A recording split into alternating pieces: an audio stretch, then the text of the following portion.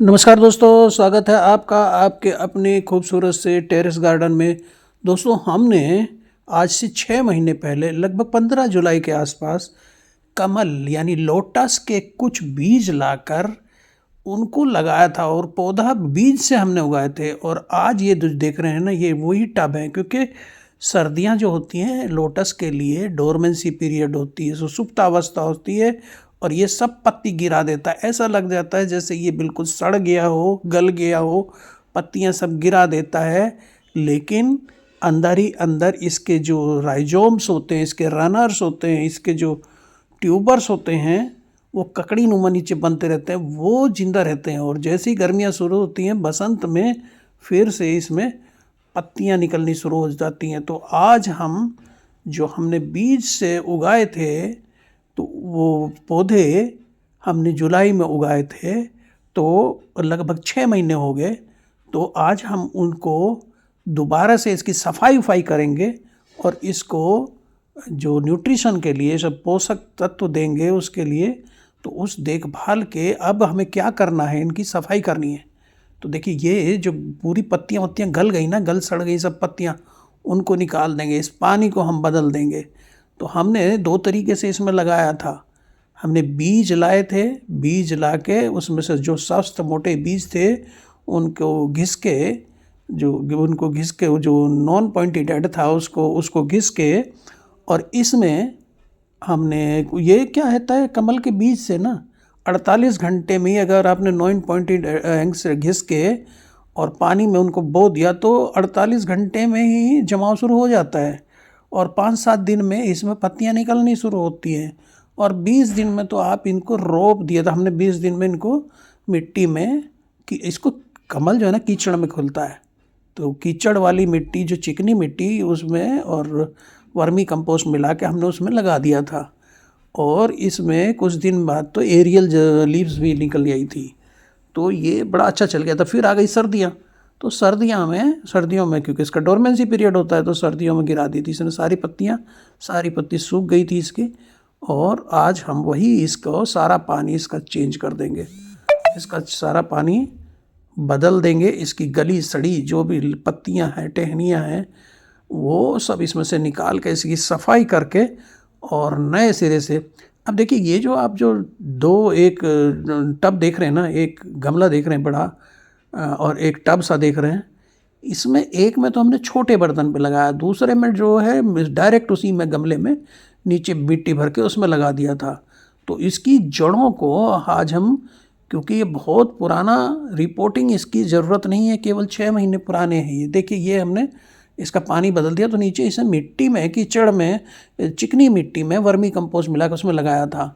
और ये जो दूसरा हमारा टब है, इसका भी पानी हम निकाल देते हैं। इसको हमें छोटे पोट में, एक दूसरा पोट में लगा के, और इस बड़े वाले पोट में उसको रखा था, इसको टब में रखा था। ये देखिए, हमने एक छोटा पोट लिया था और उसमें इनको उगा के चिकनी मिट्टी में बीजों को उगा दिया था और उसके अंदर रख दिया था। तो इसको सफाई करने में थोड़ा आसान हो जाता है।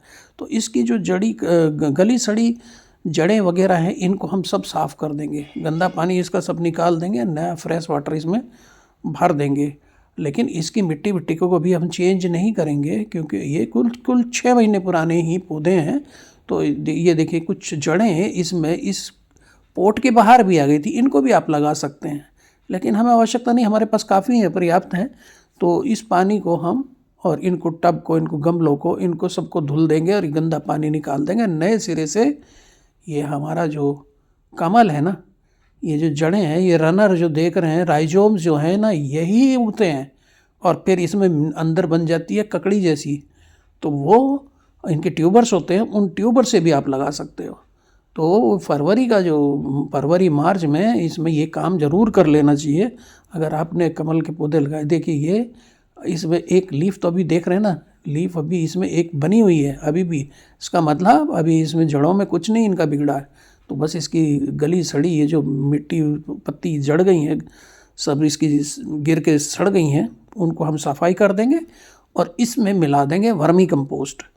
क्योंकि पानी में इसके जो न्यूट्रिशन जिनसे मिलता है, वो पोषक तत्व पानी में, पुराने पानी में जो हमने निकाल दिया, वो बह गए। तो अब इसमें वर्मी कंपोस्ट मिला देंगे। इनमें रासायनिक उर्वरक नहीं देना है, रासायनिक उर्वरक से ये पौधे जल जाते हैं। अब देखिए ना, ये झोड़ तालाब जो गाँव में होते हैं उनमें वो आराम से उगाते हैं, कहीं कोई ऐसी परेशानी नहीं होती है। तो वहाँ कोई रासायनिक उर्वरक तो कोई देता नहीं, बस गोबर की खाद वगैरह उनको मिलती रहती है, नेचुरल चीज़ें मिलती रहती है। तो यहाँ भी हम वही करेंगे कि इसको वर्मी कंपोस्ट अभी यहाँ पे इनकी दोनों पोट में हमारे डाल देंगे। देखिए एक परत हम यहाँ पे वर्मी कंपोस्ट की चढ़ा देंगे इस पर। तो ये हमारे फिर से अब इनमें पत्तियाँ निकलनी शुरू हो जाएंगी, क्योंकि टेम्परेचर बढ़ गया, अब सर्दियाँ ख़त्म हो गई, सर्दियाँ ख़त्म हो जाती है, टेम्परेचर जैसे बढ़ना शुरू हो जाता है तो मार्च में इनमें खूब पत्तियाँ आ जाती हैं और फिर फूल एरियल लीव्स निकलती हैं और उसी में फिर फ्लावरिंग होना शुरू हो जाती है। तो इसकी रिपोर्टिंग करेंगे हम नेक्स्ट ईयर, लेकिन इस वर्ष हम ऐसे ही, क्योंकि अभी ये 6 महीने पुराने कुल हुए हैं जो हम इनको बीज गिन के बोए थे 15 जुलाई के आसपास, और 2 अगस्त को हमने इनको इनमें पोट में लगा दिया था।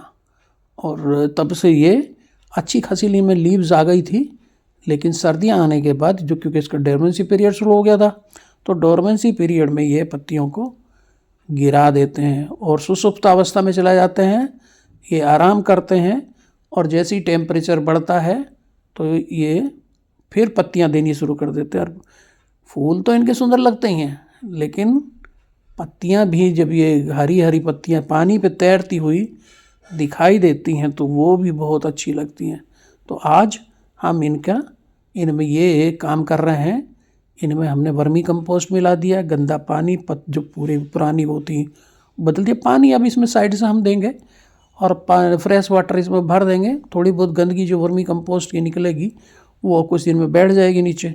तो दोनों में पानी रख के और भर के अच्छे से, बस हमें अब आगे जो ध्यान रखना है इसके वाटर का ही, इसके वाटर मेंटेन रखना है हमें, और पानी के टेम्परेचर का उसका ध्यान रखना है, बहुत तेज़ गर्म ना हो जाए। इसमें पानी भर के इनको दोनों को हम छोड़ देंगे यहाँ पे ऐसे ही, और इनमें कुछ दिन में पत्तियाँ निकल आएंगी। इसकी अपडेट मैं बाद में दिखाऊंगा आपको। इसमें आप फ़िश पालन भी कर सकते हैं। तो फ़िश पालन अभी नहीं, कुछ दिन बाद, और टेम्परेचर अभी बढ़ जाए उसके बाद हम इसमें कुछ फ़िश छोड़ देंगे तो उसमें हमारी फ़िश भी हो जाएंगे। तो ये बहुत ही सुंदर लगते हैं जब अपने उगाए हुए पौधों से फूल निकलते हैं, कमल के फूल खिलते हैं तो बहुत सुंदर लगते हैं। तो इसको हमने सीढ़ियों के नीचे, जहाँ इन्हें सुबह की धूप मिल जाती है लेकिन दोपहर की और शाम की तेज़ धूप से ये बच जाते हैं, ये टब ऐसी जगह हमने सीढ़ियों के नीचे, जहाँ ऊपर हमारी कुछ हैंगिंग बास्केट्स हैं। तो देखिए दोनों हमारे ये जो प्लास्टिक का हमारा बड़ा सा पॉट है उसमें, और जो हमारा टब है उन दोनों में हमने, क्योंकि 2 तरीके से लगाया हुआ है, एक डायरेक्ट उसमें लगाया हुआ और एक छोटे बर्तन में लगा कर रख के टब में रख दीजिए तो ये सुविधा हो जाती है, सफाई करने में, पानी बदलने में आसान हो जाता है। तो थैंक यू दोस्तों, फिर मिलते हैं एक ऐसी वीडियो में।